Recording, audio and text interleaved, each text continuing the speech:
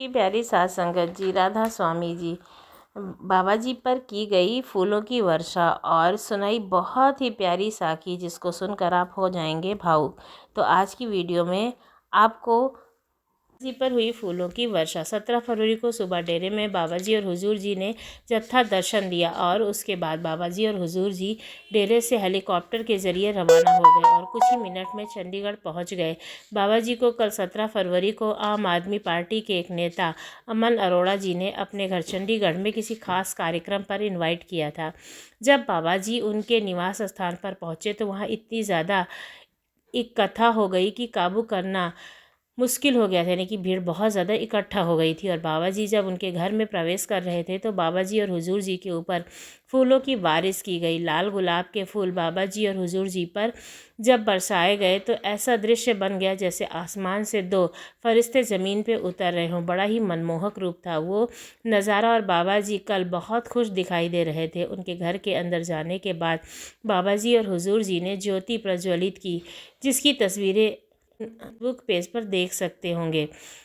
और हुजूर जी लगभग आधा घंटा वहाँ पर बैठ गए। अमन अरोड़ा जी ने अपने फेसबुक पेज पर पोस्ट करते हुए लिखा कि आज खुद नारायण उनके घर पधारे हैं और उनके पूरे परिवार को आशीर्वाद दिया। हुजूर जसदीप जी के दर्शनों और उनके आशीर्वाद लेने का मौका भी मिला। संगत जी उस दौरान बाबा जी और भी बहुत सारे पॉलिटिकल लोगों से मिले थे और कुछ देर के बाद बाबा जी वापस लौट गए।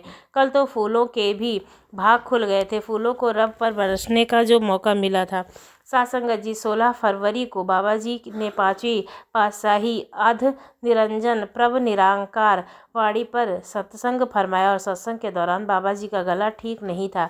बाबा जी की आवाज़ 3 से 4 बार बैठ गई थी, लेकिन फिर भी बाबा जी ने अपनी तरफ से हमें समझाने की कोई कसर नहीं छोड़ी।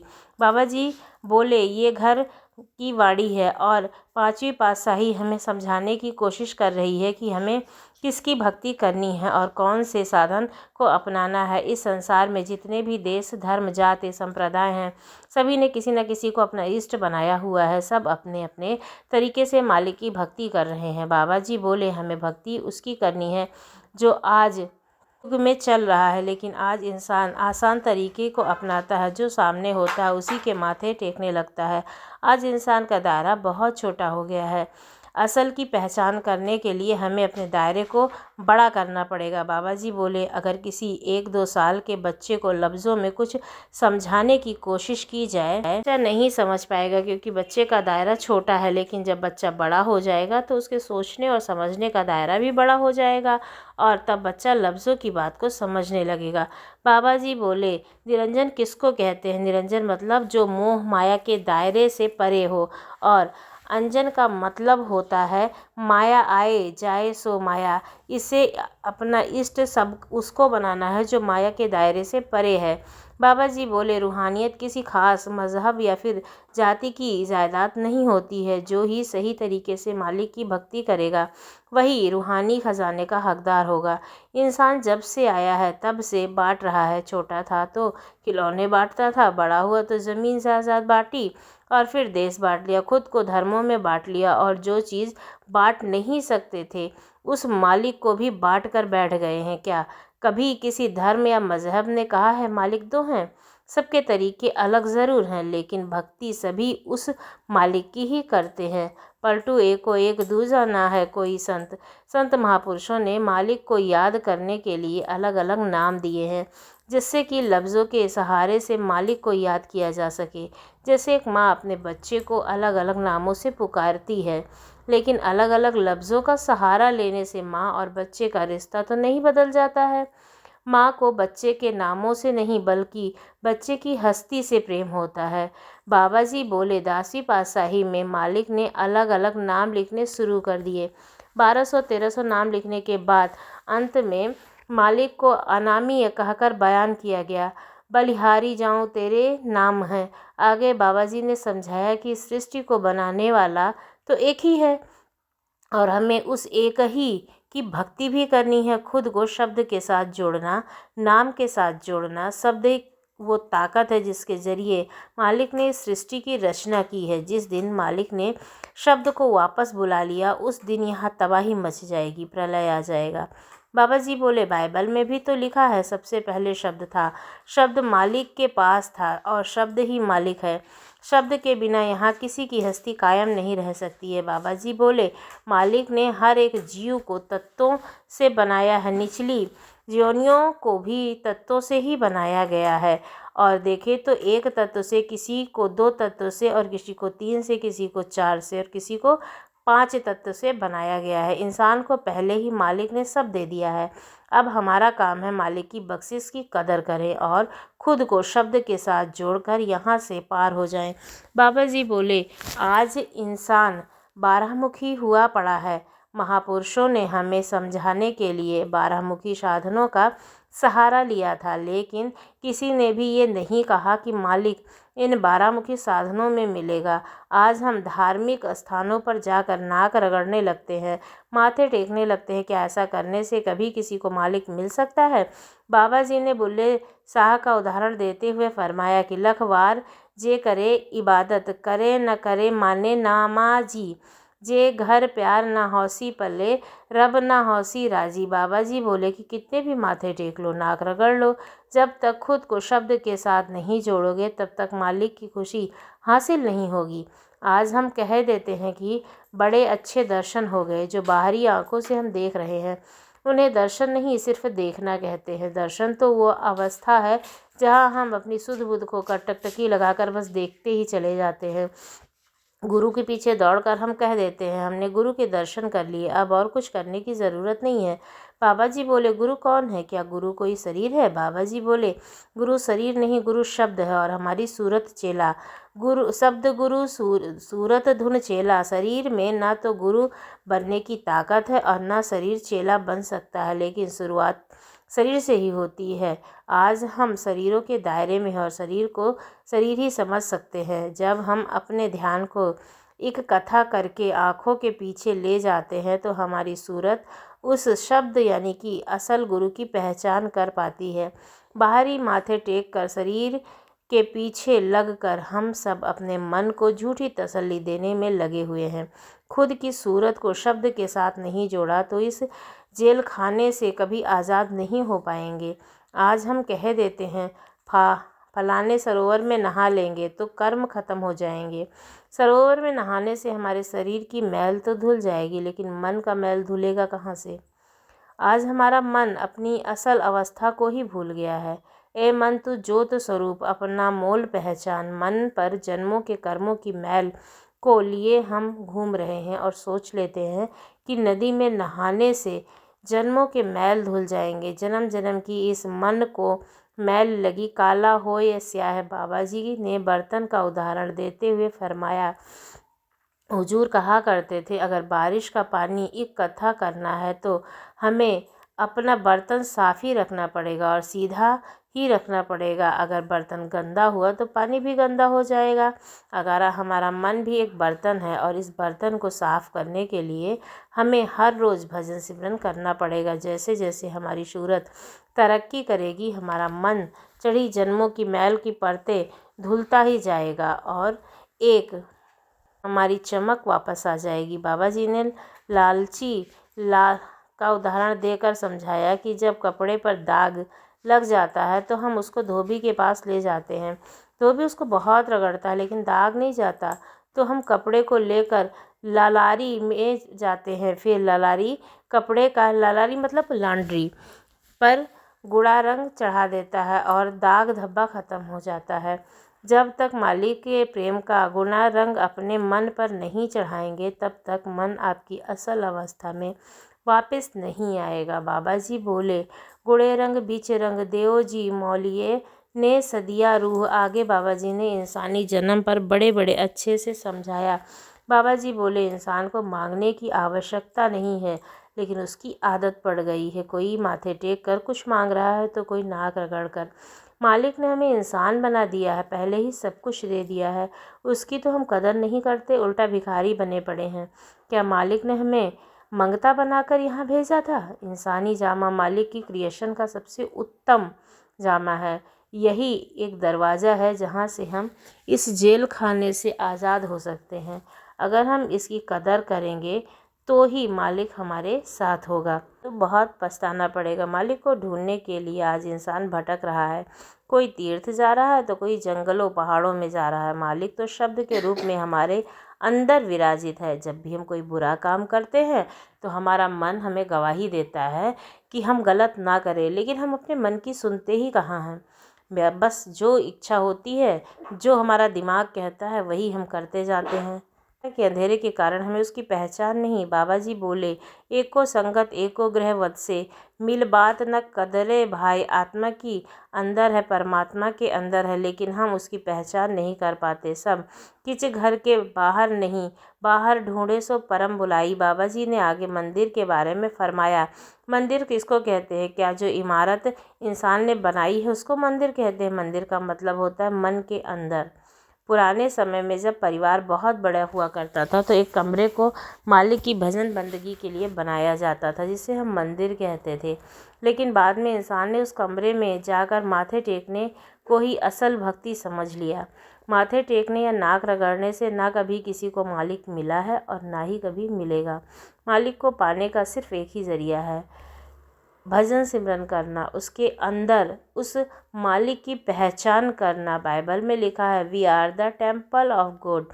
हमारा शरीर ही मालिक का मंदिर है। बाहरी साधनों का सहारा सिर्फ हमें समझाने के लिए ही लिया गया है और हम बाहरी साधनों से ही उलझ रहे हैं। आगे बाबा जी ने फरमाया कि आज इंसान भेदभाव करता है। मालिक ने सभी को बराबर बनाया है, लेकिन अपने स्वार्थ के लिए इंसान ने खुद को जात पात में बांट लिया है। बाबा जी बोले, पुराने ज़माने में काम के आधार पर इंसान को 4 दर्जों में बांटा गया था। सबसे ऊंचा दर्जा था ब्राह्मण का, उसके बाद सैनिक का, फिर व्यापारी का और सबसे आखिरी दर्जा था हाथ में काम करने वाले का, जैसे कि किसान। बाबा जी बोले, जब मालिक कोई भेदभाव ही नहीं करता तो हमें क्या हक है जो हम भेदभाव करें? क्या उसके घर हमारी पहचान हमारी जात और धर्म से होगी?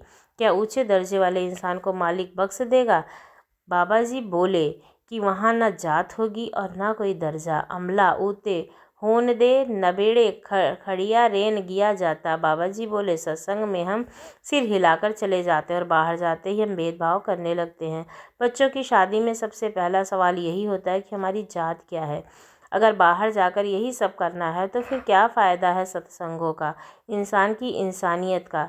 वो किस जाति का है, किस धर्म का है, इससे क्या फ़र्क पड़ता है? बाबा जी ने पलटू साहब की वाणी के ज़रिए समझाया, पलटू ऊंची जात का मत कोई करे अहंकार, मालिक के दरबार में केवल भक्ति प्यार। आगे बाबा जी बोले कि इंसान जूनी कर्म जूनी भी है और भोग जूनी भी है, लेकिन बाकी सारी निचली जातियाँ सिर्फ भोग योनि की हैं।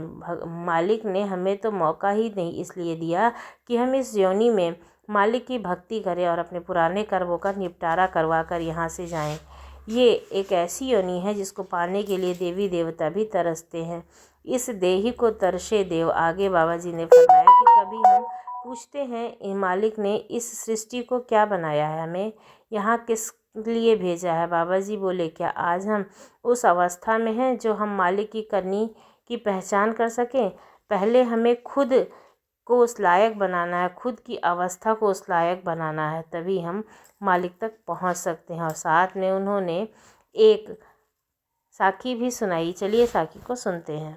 जी, साखी से हमें सीखने को मिलेगा कि हमें खुश में कभी भी मालिक को नहीं भूलना चाहिए, क्योंकि दुख में हम उस मालिक को तभी याद करते हैं जब खुशी से हम उसे याद नहीं करते। दुख में हमारे सभी लोग साथ छोड़ जाते हैं, पर कुल मालिक परमात्मा हमें कभी नहीं छोड़ता। हमें हमेशा हमारी फ़िक्र होती है। बस इंसान अपने स्वार्थ के लिए उस मालिक को याद करते हैं और कोई भी निस्वार्थ उसे याद नहीं करता है। बाबा जी की प्यारी साथ संगत जी, सभी को प्यार भरा राधा स्वामी जी। हमारे त्रिलोचन जी की साखी, जब भगवान भक्त के घर नौकर बनकर आए, अनेक वर्षों से रोते हुए भक्त त्रिलोचन जी का बुरा हाल था। आज रोते हुए भक्त नामदेव जी से कहने लगे, नामदेव तुम तो मेरे दोस्त हो ना, फिर भी कितने निष्ठुर हो, और कितनी बार तुमने परमात्मा का दर्शन किया है, उसके बाद भी कभी उसने यहाँ नहीं कहा कि त्रिलोचन से भी मिलकर आओ। मेरे मन में कितनी इच्छाएं हैं परमात्मा मेरे घर आए,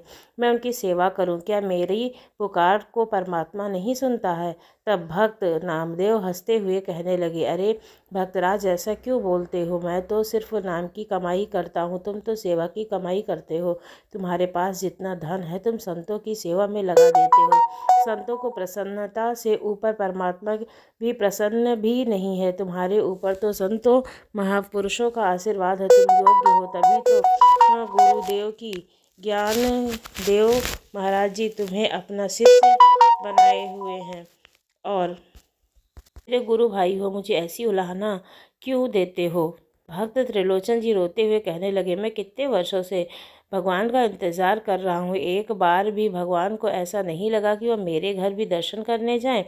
भक्त नामदेव जी कहने लगे, तुम चिंता ना करो, अब जब मेरा परमात्मा मुझसे मिलने आएगा तो मैं उसे कहूँगा कि त्रिलोचन जी आपको बहुत याद करते हैं, उन्हें दर्शन देकर जाओ। दिन व्यतीत होने लगे। एक दिन नामदेव जी यही यात्रा पर जा रहे थे। मार्ग में रास्ता भटक गए। अब मार्ग बताने वाले को तो कोई न था। नहीं, वह मार्ग के चौराहे पर एक मूर्ति स्थापित की थी। अब नामदेव जी तो पूरा भक्त थे, किसी राजा की वह मूर्ति थी। उस मूर्ति को देखकर कहने लगे, वाह परमात्मा, आज तू इतना सुंदर रूप बनाकर आया है और मैं मार्ग में भटक गया हूँ। तुम यहाँ तलवार लेकर खड़े हो, जल्दी से बताओ कि मैं सोड़ जाऊं या फिर गांव में जाना है मुझे, तब उसकी मार्ग कहाँ से पड़ेगा मुझे। नामदेव जी पुकार कर सुनकर, यह तो राजा की मूर्ति थी, उसमें से साक्षात परमात्मा प्रकट हो गए। उस मूर्ति से निकलकर भक्त नामदेव जी को परमात्मा ने मार्ग दिखाया। अब जैसे ही भक्त नामदेव जी अपने मार्ग की ओर बढ़ने लगे, तब उन्हें याद आया कि भक्त त्रिलोचन जी ने भी कहा था, परमात्मा से पूछकर रखना मुझे दर्शन कब देंगे। नामदेव जी भगवान श्री कृष्ण से कहने लगे, अरे रुकिए, इतनी जल्दी भी क्या है, मेरी एक बात सुनिए। मेरा तो एक मित्र है भक्त त्रिलोचन, अब उसका सच्चा भक्त है।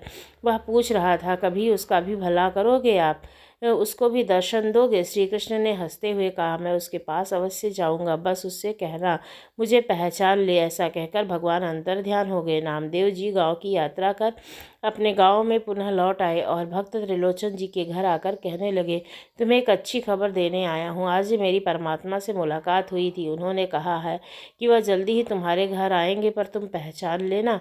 भक्त नामदेव जी की बात सुनकर त्रिलोचन जी प्रसन्न हो गए, उनकी आंखों में अश्रु थे और कहने लगे, परमात्मा मेरे पास चलकर आएंगे, इससे बड़ा सौभाग्य और क्या होता है। सभागार पत्नी को बुलाकर कहने लगे, तुम्हें पता है परमात्मा हमारे पास आने वाले हैं, अब तुम जल्दी से तैयारी करना, उनकी अच्छे से सेवा करना, भगवान हमारे पास आएंगे। अब तो संत बड़ी भारी मात्रा में भक्त त्रिलोचन के पास भंडारा खाने आते थे। एक दिन त्रिलोचन भक्त की धर्म पत्नी ने कहा, इतनी अधिक मात्रा में संत हमारे पास आते हैं, कोई नौकर हो तो काम बढ़िया हो जाए। बिना नौकर के तो मैं अकेले सारा काम नहीं कर पाती हूँ, अब कुछ प्रयास करो, किसी नौकर को लेकर आओ तो घर से मेरी तैयारी सहायता कर सके। और आजकल नौकर मिलना कठिन है, तो ईमानदार नौकर मिलना तो बहुत ही कठिन है, पर मैं प्रयास करता हूँ, कोई मिल जाए तो मैं अवश्य ही लेकर आऊँगा। पैसों की तो कोई कमी थी नहीं। एक दिन प्रातःकाल भक्त त्रिलोचन जी संतों के भंडारे के लिए सब्जी लेने गए। तब सब्जी मंडी में एक नौजवान भागता हुआ भक्त त्रिलोचन के पास आकर कहने लगा, अरे सेठ जी, मुझ पर दया करो। भक्त जी ने पूछा, क्या हुआ है? तब महाराज, मेरे पास खाने तक को कुछ नहीं है, पहनने के लिए कपड़े नहीं हैं, मैं काम करने में बड़ा ही होशियार हूँ, आप मुझे अपने यहाँ नौकरी पर रख लीजिए।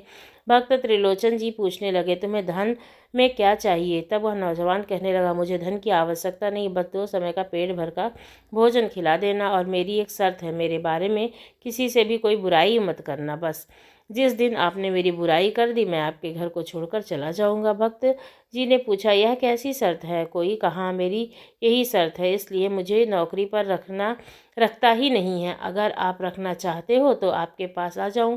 त्रिलोचन की विचार करने लगे। वैसे ही धर्म पत्नी ने कहा था, नौकर की आवश्यकता है और लगता भी है कि ये ईमानदार है। भक्त जी ने पूछा, नाम क्या है? कहा, मेरा नाम अंतर्यामी है। और कहा, सब कुछ जानता हूँ। त्रिलोचन ने कहा, सब कुछ जानने का मतलब क्या है? वह नौजवान कहने लगा, अरे गांव में इतने सालों से रहा हूँ तो सबकी बातें जानता हूँ। और क्या कहता, किसका स्वभाव कैसा है, कौन कैसे चलता है, इसलिए मेरा नाम अंतर्यामी है। भक्त जी ने कहा, ठीक है, आज से तुम मेरे यहाँ नौकरी करोगे। यह सामान उठाओ और मेरे साथ मेरे घर चलो। अब भक्त जी उस नौजवान को अपने घर लेकर आए। अपनी धर्मपत्नी से कहने लगे कि यह नौजवान तुम्हारी सहायता करेगा, इसका नाम अंतर्यामी है। धर्मपत्नी पूछने लगी कि यह हम कितने महीने के लिए आया है और महीने में कितना पैसा लेगा। तब वह नवयुवक कहने लगा, अरे माता जी, पैसों की आवश्यकता नहीं है, मुझे भर पेट खाना खिलाना। आपने भोजन करा दिया, मैं तृप्त हो जाऊंगा। मुझे भोजन के अतिरिक्त पैसों की आवश्यकता नहीं, बस प्रेम से रखना, किसी को मेरी बुराई ना करना। अगर किसी के पास मेरी बुराई करोगी तो मैं गायब हो जाऊंगा। इस नौजवान की बातें सुनकर भक्त और भक्तिनी प्रसन्न हो गए। अब वह भी मन में काम करने लगा। संतों की जितनी बड़ी मंडली घर पर आती, भक्त त्रिलोचन भी उनको भोजन खिलाते। वह नौजवान जल्दी जल्दी सामान लेकर आता, सब्जी काट लेता, भोजन बना देता और भी जितना समय बचता उसमें घर की सारी सफाई कर देता था।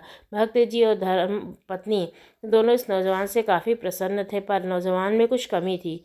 यह थी कि जब वह खाना खाने बैठता था तो भक्त जी खाना बनाते बनाते थक जाती थीं, पर वह नौजवान खाते हुए नहीं थकता था। अब किसी को कुछ बोल भी ना पाए, क्योंकि अगर किसी को कुछ बुराई की तो नौजवान भाग जाएगा। और नौकर इतना बढ़िया था कि किसी काम में कोई दिक्कत आने ही नहीं देता था। एक दिन थक हार कर त्रिलोचन जी की पत्नी अपने पड़ोसी से मिलने गई। पड़ोसन ने पूछा, अरे कैसी ही हो? कहने लगी, सब कुछ तो ठीक है। पड़ोसन ने कहा, भक्त जी, चेहरे का रंग उड़ गया है। पहले तो बड़ी ही प्रसन्न रहती थी, आजकल नौकर रखा है तो काम कम होना चाहिए, तुम्हारा चेहरा तो उतरा हुआ है। भक्तन जी कहने लगी, क्या बताऊँ, अभी कुछ कहने वाली बात नहीं है। नौकर के बारे में तो याद आ गया, अगर मैंने बुराई करी तो मेरा नौकर भाग जाएगा। तब पड़ोसन पूछने लगी, अरे चिंता ना करो, बताओ क्या बात है, मन उदास क्यों है? तब भक्तनी कहने लगी, सब कुछ तो ठीक है, परमात्मा की दया से किसी वस्तु की कोई कमी नहीं है, तो फिर इतना परेशान क्यों हो, शरीर इतना कमज़ोर क्यों हो गया है? तब भक्त त्रिलोचन जी की पत्नी कहने लगी, संतों की दया से संतों की सेवा तो अच्छी हो रही है, भी अच्छा है, पर उस नौकर में एक कमी है। तहाँ बताओ बताओ क्या कमी है? तहाँ तब खाने बैठता है तो रसोई का सारा सामान ख़त्म कर जाता है। इतना खाता है कि रोटी पकाते पकाते थक जाती हूँ, पर वह खाते खाते नहीं थकता है। भक्तिनी जी ने इस प्रकार अपने नौकर की बुराई की और उधर वह नौकर अदृश्य हो गया। थोड़ी देर बातें करने पर त्रिलोचन जी की घरवाली अपने घर आई तो बुलाने लगी, अंतर्यामी कहाँ हो, अंतर्यामी कहाँ हो? अंतर्यामी तो जा चुके थे। भक्त त्रिलोचन जी अपने घर आए, पूछने लगे, आज अंतर्यामी कहाँ है? धर्मपत्नी कहने लगी, कुछ देर से तो मुझे दिखाई नहीं दे रहा है। भक्त जी ने कहा, तुमने कुछ कहा होगा उसे, वह नाराज होकर चला गया होगा। भक्तिनी जी कहने लगी, मैं कुछ नहीं कही हूँ उसे। कहाँ किसी से बुराई ही की तुमने? बोली, आज मेरे से बुराई हो गई थी। मैं अपने पड़ोसन से अपनी सहेली के पास गई थी, उसने पूछा, कमज़ोर क्यों लग रही हो? मैंने उससे कहा, जब यह नौकर भोजन खाना प्रबंध करता है तो इतना खाता है, मैं पकाते पकाते थक जाती हूँ, या खाते हुए नहीं थकता। त्रिलोचन जी का इतना सुनना था कि आंखों में अश्रु आ गए। कहा, तुमने यही तो गलत कर दिया, उसने पहले ही कहा था अगर तुम उसकी बुराई करोगी तो वह चला जाएगा।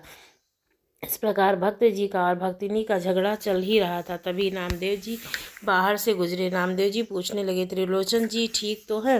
अब तो तुम्हारे घर नौकर भी आ गया है, अब तो भक्तिनी जी प्रसन्न होंगी। नामदेव जी को देखकर त्रिलोचन जी भागते हुए नामदेव जी के चरणों में जाकर कहने लगे, आज ही इसने नौकर को भगा दिया। इतना प्यारा था, इतना दयालु था, सारे काम खुद ही कर लेता था। मैं भगवान की पूजा करना प्रबंध करता था, सबसे पहले ही भगवान को स्वयं पहरा देता था। नामदेव जी त्रिलोचन की बात सुनकर हंसने लगे और पूछने लगे, कहाँ गया, भाग गया? नामदेव जी जोर से हंसने लगे। त्रिलोचन जी कहने लगे, आप मेरे मित्र हो, मैं आपसे अपनी व्यथा बता रहा हूँ, मेरा नौकर भाग गया और आप प्रसन्न हो रहे हो। नामदेव जी कहने लगे, त्रिलोचन जी, आप अपने नौकर को पहचान ही नहीं पाए, वह तुम्हारा नौकर नहीं, वह सारे जगत का मालिक परमात्मा तुम्हारे पास संतों की सेवा करने आया था। तभी तो उन्होंने अपना नाम अंतर्यामी बताया था। वह तुम्हारे घर रहते थे, तुम्हारी पत्नी ने उनकी बुराई दूसरे घर में की, तब भी उनने सुन ली। इतनी दूर बताओ, कोई किसी की बात सुन सकता है? जब भक्त नामदेव जी ने इस प्रकार कहा कि परमात्मा तुम्हारे घर नौकर बनकर आए थे, तो भक्त और भक्तिनी के नेत्रों में अश्रु आने बंद नहीं हो रहे थे। कहने लगे, हमसे बड़ा अपराध हो गया, हमें परमात्मा की सेवा करनी थी, पर हमने कितना बड़ा अपराध किया। परमात्मा को संभाल नहीं सके। परमात्मा जो सबको भोजन खिलाते हैं, हम उन्हें ही भोजन खिलाते थे। जब भी हमारा मन उनके प्रति बुरा भाव रखता था, अतः परमात्मा हमें क्षमा करें। नामदेव जी एक बार पुनः भगवान जी से प्रार्थना कीजिए कि हमें दर्शन देने आए, हमें दर्शन देने आए, हमारी भूल क्षमा करें, नहीं तो हमारा जीवन व्यर्थ चला जाएगा। जी नामदेव जी कहने लगे, चिंता ना करो, वह परमात्मा नहीं मौजूद है, या पर तुम्हें दिखाई नहीं दे रहे हैं। सच्चे दिल से प्रार्थना करो, वह पुनः प्रकट हो जाएंगे। इस प्रकार त्रिलोचन जी उनकी धर्म पत्नी परमात्मा को याद करने लगी। तभी भगवान श्री कृष्ण वहाँ प्रकट होकर कहने लगे, अरे क्यों उदास होते हो? मैं अपनी स्वेच्छा से तुम्हारे पास सेवा करने आया था।